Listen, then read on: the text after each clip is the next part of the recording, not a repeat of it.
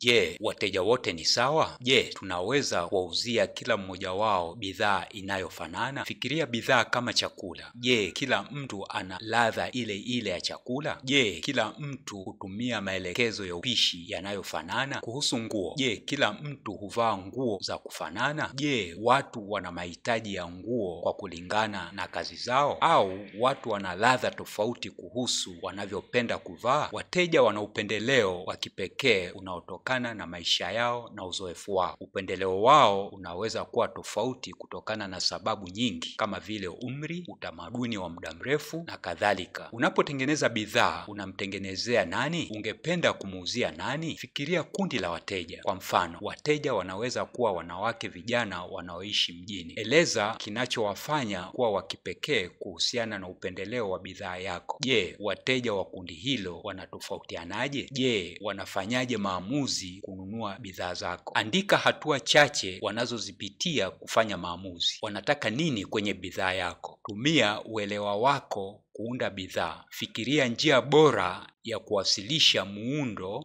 huo wa bidhaa kwa kundi hilo la wateja. Fikiria njia bora ya kutoa bidhaa hiyo kwa wateja. Fikiria jinsi ya kupanga bei ya bidhaa hiyo kwa ajili ya mteja huyo. Je, yapo makundi mengine ya wateja kuhusiana na bidhaa yako? Rudia mchakato huo kuhusiana na makundi mengine ya wateja. Ili kuwa na biashara yenye mafanikio, unahitaji kutengeneza bidhaa yako, kuipangia bei, kuiwasilisha na kugawa bidhaa kutegemea na upendeleo wa kundi la wateja wako.